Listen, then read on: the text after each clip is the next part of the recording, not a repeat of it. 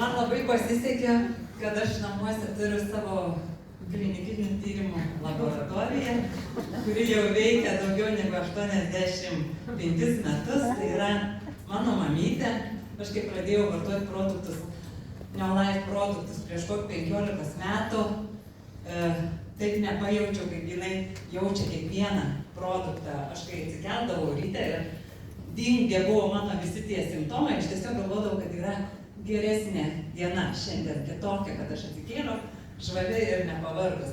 Bet mano mamytė vartoja jau irgi apie 15 metų produktus, pastoviai vartoja omega, kalcis, magnis, tai yra visiškai nepakeičiami, jos vartoja E-vitaminą, vartoja magneziumą, dabar jau 2 metai vartoja kokteilius ir Q10, kai atsirado, jie irgi buvo duota ištestuoti, tai jinai 2 dienas iš daržo grįždavo ieškoti vabaliukų, nes, sako, galvoju, man prilindo iš lysvės vabaliukai ir eina ieškoti, nes tiek suaktyvino kraujotaką, paskui suprato, kad tai yra vis tik šito produkto veikimas, lygiai taip pat nuo kalcio, kas liečia šitą kokteilių naudojimą, jie ataugo antakiai, pilna mažiukų plaukučių, o kai atsirado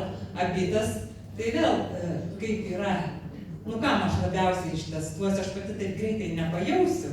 Tai pati pirmą pakuotė buvo duota mamytei ir jinai vartojo, nieko nesako, ir vieną vartojo dėžutę ir kitą. Ir vis tiek mamytė sakau, čia labai geras produktas vis tiek.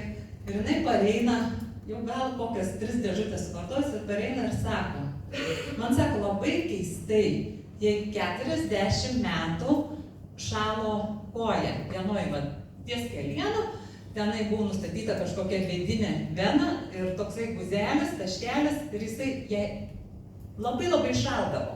Jinai rišdavo, ten dėdavo natūralios vilnos ir net jeigu naktį nusiplodavo kaldra, jinai pabusdavo iš miego, nes toks ypatingas šalimas.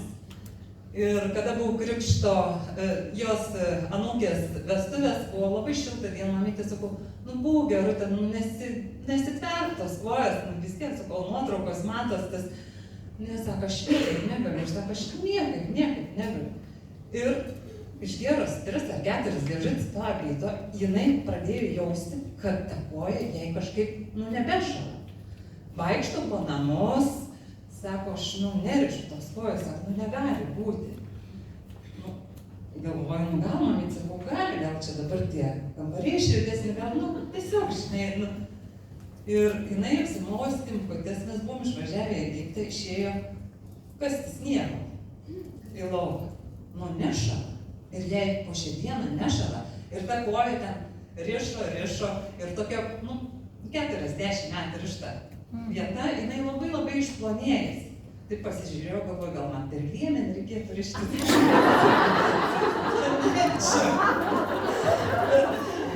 Tai jinai pažiūrėjau tą koją, galvoju, gal reikėtų nufotografuoti. Galvoju, kokia prasmė ją fotografuoti. Ir dabar labai gailiuosi, nes kokie 2-3 mėnesiai jos yra beveik identiškos kojos. Nelabai suprasti. Tai va, kaip ir minėjau, mamytė yra 86 metai beveik. Ir kartais nenurašykim tų vyresnių žmonių, čia senas, čia nepapadės. Jinai yra pilna energijos, jinai turi daržą, jinai eina po šiltnamis, jinai laisto, jinai daugiau energijos turi už manim ir dar sako, kas per daug žmogus toks neprotingas, nesąmoningas, kuris sugalvoja veidrodį. Jeigu jo nebūtų, aš visą laiką jausčiausi jauna.